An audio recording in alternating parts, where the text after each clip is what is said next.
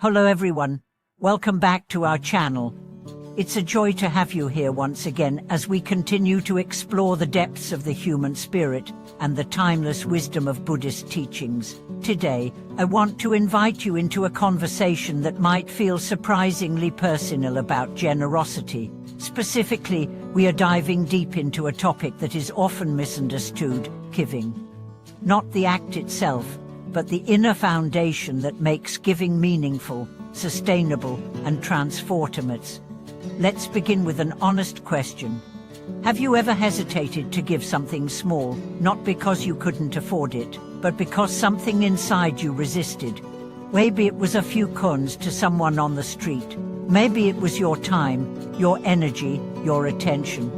Why is it that we sometimes feel more pain in giving a small amount than joy in sharing abundance? Today, we'll explore the possibility that what we might be lacking isn't money, but the heart of giving itself.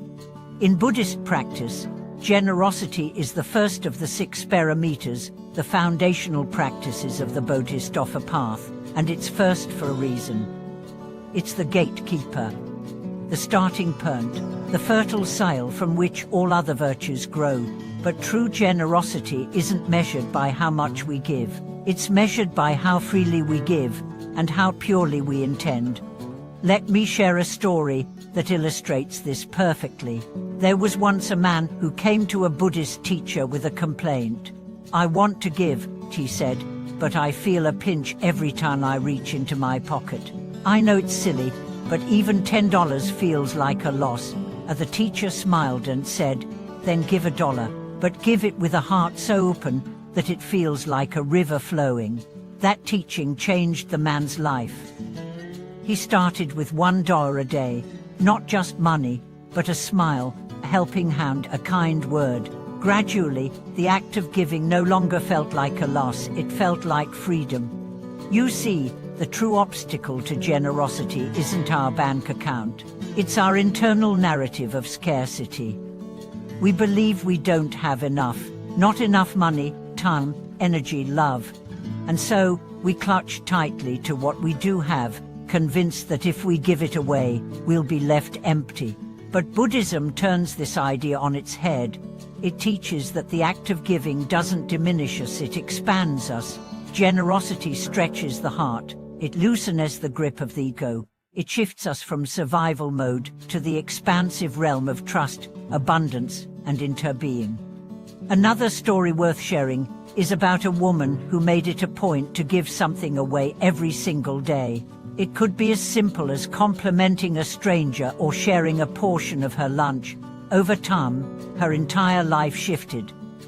She reported fewer anxieties, better relationships, and even improvements in her health. Why? Because generosity isn't just spiritual, it's deeply physiological and psychological. It recalibrates the nervous system. It shifts our emotional baseline. It returns us to a state of connection. But let's also acknowledge the fear. For many people, giving feels threatening. There's fear of being taken advantage of, fear of not having enough later, fear that our effort won't be appreciated. These are real fears, and yet Buddhism teaches us to meet fear not with denial, but with curiosity. What are you really afraid of losing when you give? Your comfort, your sense of control, your image of yourself. Each time we hesitate to give, it's an opportunity to look deeply into our own attachments. And here's the paradox. The more we give, the less we feel we lack. It's not magic, it's karmic law. When we give from the heart, we activate a circuit of generosity in the universe. We become a conduit rather than a container. And in becoming a conduit, we are constantly replenished. The river does not run dry by flowing. Let's zoom in on another example. Imagine a street vendor selling small trinkets. Her earnings are minimal. Yet every day, she sets aside one coin for a donation box at her local temple. People laugh and tell her she should keep it. But she says, "This is how I remind myself that I am not poor." That's the power of giving. It reshapes identity. It affirms dignity. It awakens our deeper nature. And now, let's talk about conditioned stinginess, the inner resistance to giving that stems not from circumstance but from habit. Maybe you grew up in a home where resources were scarce. Maybe you were taught to hold on tightly, to prepare for worst-case scenarios. That conditioning can be powerful, but it's not unbreakable. One of the most beautiful things about human beings is our capacity to recondition ourselves. And giving is the perfect training ground. Start small. Give a smile to the next stranger you pass. Leave an encouraging note for a co-worker. Send a loving message to someone you've lost touch with. These are all gifts. And the more you give, the more you heal. You're not just helping others, you're rewiring your own soul. Let me offer another insight from a Buddhist perspective. Giving purifies the mind. Each act of generosity erodes greed. It dissolves the illusion of separateness. And over time, it refines our motivation. At first, we may give to feel good, then to be seen. But eventually, we give because giving becomes who we are. It becomes instinct, effortless, joyful, unfakeable. And perhaps one of the most touching aspects of Buddhist generosity is the idea of giving without expecting anything in return. No gratitude, no recognition, no payoff. Just the pure joy of giving. Imagine the kind of world we would live in if even a fraction of our actions were done with that spirit. There's a powerful quote I often return to. It is not how much we give, but how much love we put into giving.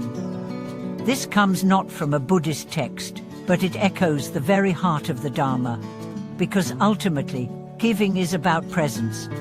It's about seeing the other person, not as a project or a charity case, but as a mirror of yourself. Now, think of the last time you gave something purely. What did it feel like? Was there lightness? Was there joy? That's the path. That's the direction. And every step you take on it brings you closer to liberation, not just from poverty, but from the poverty of spirit that keeps us trapped in fear. I'd love to hear from you. What's your relationship to giving? Have you struggled with it? Has it ever transformed you? Share your stories in the comments. Let's inspire each other to grow in generosity. If this video touched you, please give it a like. Share it with someone who could use this message today, and don't forget to subscribe. Together, we are cultivating a field of compassion, one heart at a time. Thank you for watching this video. May your generosity be a wellspring of joy, and may it light the path for others as it has for you.